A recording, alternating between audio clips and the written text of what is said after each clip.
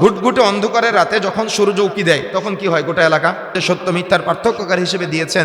এটা আবার হলো বুরহান। এটা কি বলেন তো? বুরহান। এটা হলো দলিল।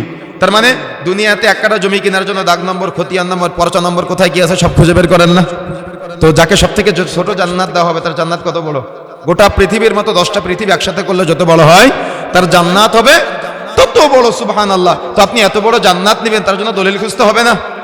দলিল আপনি আনিসুর রহমান, দলিল আপনি আব্দুল কুদ্দুস, দলিল আপনি অমুক পীর সাহেব, নাকি দলিল কোরআন ও সহিহ সুন্নাহ? বুরহান হিসেবে কোরআন ও হাদিসকে গ্রহণ করতে হবে। যদি আপনি না করেন, কোরআন ও হাদিস থেকে যদি আপনি শিক্ষা অর্জন না করেন, তাহলে এভাবে বংশ পরম্পরায় ব্যক্তি চেঞ্জ হবে, আলেম ওলামা চেঞ্জ হবে, রাজনৈতিক নেতৃবৃন্দ চেঞ্জ হবে, কিন্তু কারোর মাঝে সচেতনতা আসবে না। কেন? তারা কোরআনের শিক্ষা অর্জন করে নাই। কেন তারা হাদিসের শিক্ষা অর্জন করে নাই? কেন তারা আলেম ওলামাদের সংস্পর্শে আসে নাই?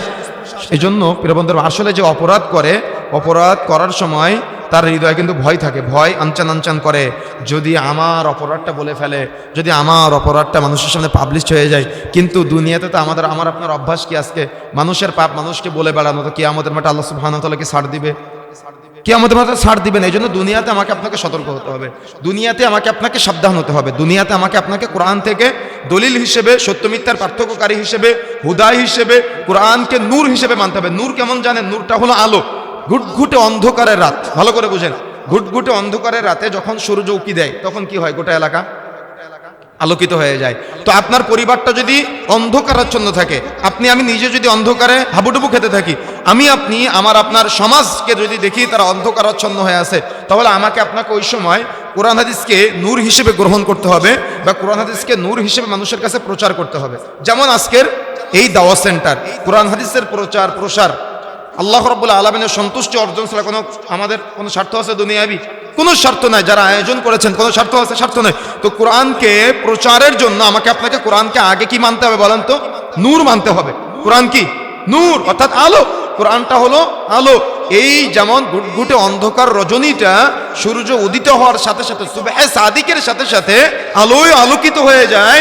তো অন্ধকারাচ্ছন্ন পরিবার, আপনার সন্তান আদর্শিত না, রাসূলের আদর্শে আদর্শিত না, আপনার পরিবার রাসূলের আদর্শে আদর্শিত না, আপনি নিজে রাসূলের আদর্শে আদর্শিত না, আপনার অর্থনীতি রাসূলের আদর্শে না, আপনার সমাজনীতি রাসূলের আদর্শে না, আপনার রাজনীতি রাসূলের আদর্শে না, আপনার ইবাদত বন্দেগী রাসূলের আদর্শে না, তখন আপনাকে কি করতে হবে?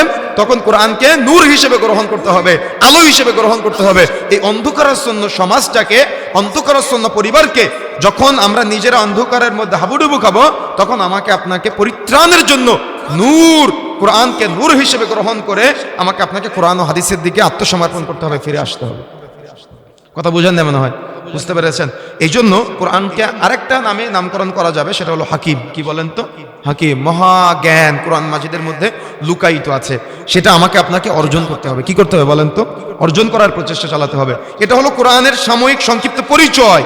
কথা বুঝতে পেরেছেন? তো এই জন্য যদি আমি সার নির্যাস গ্রহণ করতে না পারি, তাহলে দুর্নীতি, চাঁদাবাজ, লুটপাট আমাদের মাঝে অহরহ হবে, কিন্তু শিক্ষা অর্জন করবে না কেউ। কেন?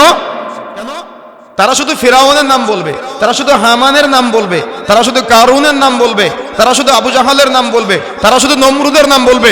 কিন্তু এমন বহু নমরুদ আমাদের মাঝে আছে যারা নিজেকে রব বলে দাবি করে। আছে না আমাদের মাঝে?